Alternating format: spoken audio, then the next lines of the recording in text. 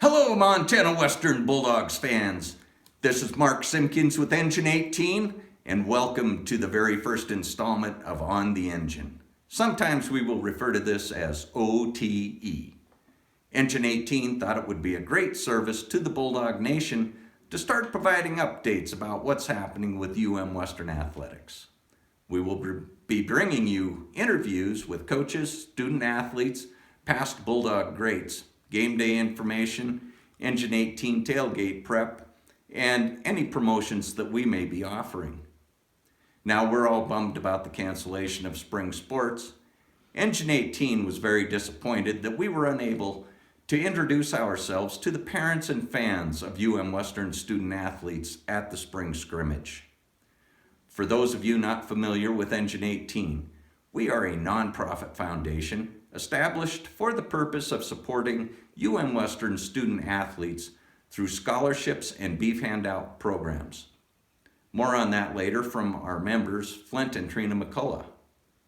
What started as an idea to create the ultimate tailgating experience with a converted fire truck, it quickly became a vehicle to raise funds for student athlete scholarships at Western.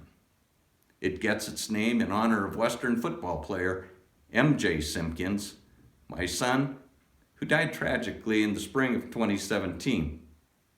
MJ proudly wore number 18 to show his love for Dillon and Beaverhead County. Montana County number 18, of course, is Beaverhead County. Now Nate proudly wears number 18. We rely strictly on donations for our funding, and that includes donations for our tailgate food and beverages that we serve at the tailgates. In the past, we've served pig, beef, seafood, chicken. We've served it all, and it's all excellent to eat.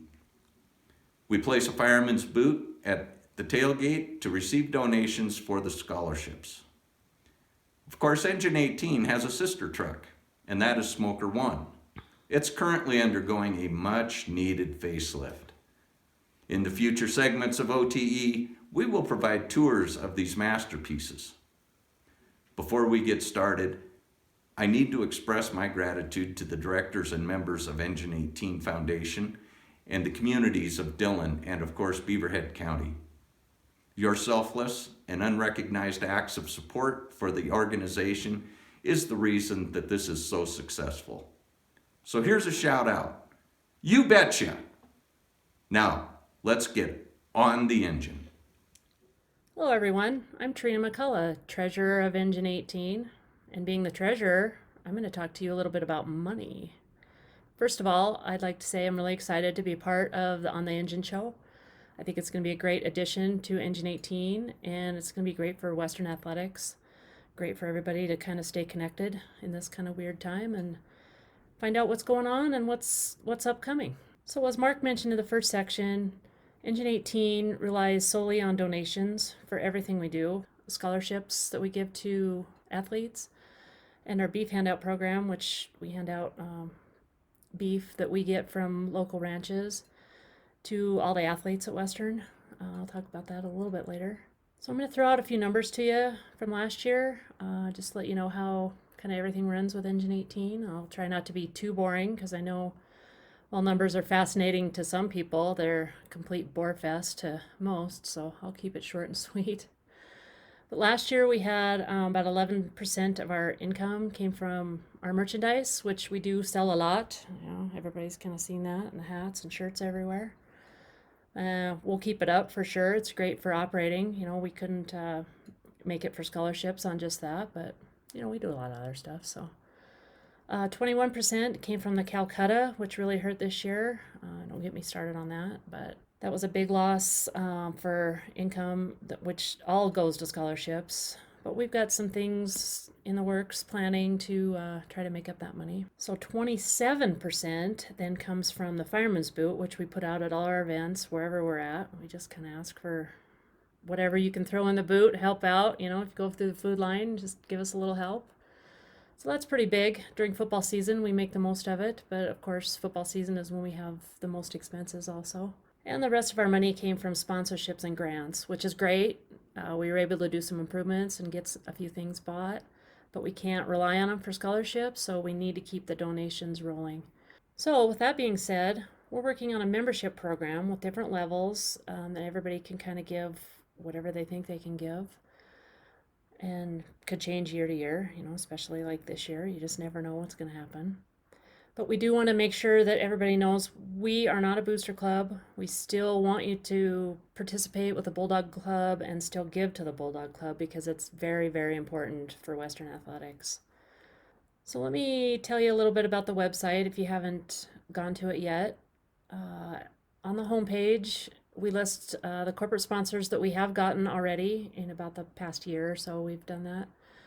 I also try to put any current events, upcoming events on there, kind of keep everybody informed. Nothing on there right now, of course, so there's nothing on our events page either, unfortunately, but as soon as we get something going, we will definitely have it up there and put it out on all the social media. We have a scholarships page. You can read a little bit about our scholarships, see who's won it in the past. This is our 3rd year of giving scholarships. I've listed the current ones for the upcoming school year and all the past ones, so that's kind of neat to check out. We do have a ways to give page, which shows what you can do right now. I will also put that membership program on that page as soon as we get it up and going. We do have a couple gallery pages if you want to check out how the trucks were repurposed and worked on. It's kind of cool to check out and see all the work that the guys did, which it's amazing. And then there's a contact page, obviously, to get a hold of us. You can email us directly. And it also has our Facebook and Twitter contact information on there. I hope that gives everybody a little bit of a look into Engine 18. Of course, there's a lot more to it, but I'd really like to thank everyone who's been so generous and so supportive. The Dillon community, the Western community, parents, alumni, just fans, everybody has been so great to us. I'm going to show you a few videos about our beef handout a little bit. It's all donated by local ranches. Their beef that they are unable to sell, they donate to Engine 18, and we give out to all the athletes at Montana Western. This is one of the freezers we have full of beef. We have 5 freezers. Right now there's 3 more over in the shed at home. And those are full and these are full, so we just need kids to come back from this crap going on and we'll take care of it. Many empty boxes from the beef. All locally grown. Thank you guys. You bet. I appreciate it. You bet. No problem. Guys, have a good one. Is that enough? Thank you. I appreciate it. Absolutely. Guys. Absolutely. Let's have a good one. Thank you. There you go. Thank you very much. Hey, you bet. Appreciate it. All right, thank you guys. You bet. Welcome to On the Engine with Engine 18. We're here with Coach Norris, and we're going to ask a few questions, and here we go. Here we go. So, Coach Norris, with school closure and the Frontier Conference closing down workouts and spring ball, have you been able to stay in communication with the players? Are they checking in from home with workouts and academics? Yes, we stay in contact with the guys. You know, we have 6 coaches active, so we all kind of stay in touch with our position groups. I stay in touch with more guys than just our position group as well. So yep, and then the guys are staying in touch with one another too. So phone calls, text messages, videos, some social media stuff, and communicating as much as we can. So, at Western, just about every year you lose young assistant coaches who need to get out, find good paying jobs. Do we have new faces on the coaching offices? And how does that full staff look for the 2020 season? Well, we have everybody returning basically from last year, except for Tucker Visna. We replaced him with a coach named Dylan Ramsey. Dylan was at Wisconsin lacrosse.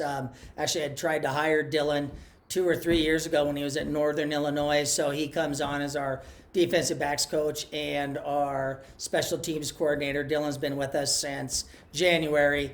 And then Riley Martello returns as a graduate assistant, and J.D. Ferris is coming on as a graduate assistant. We'll coach our wide receivers this year.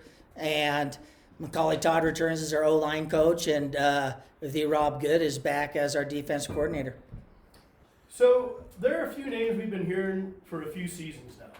Most people think we'll be a senior-laden football team.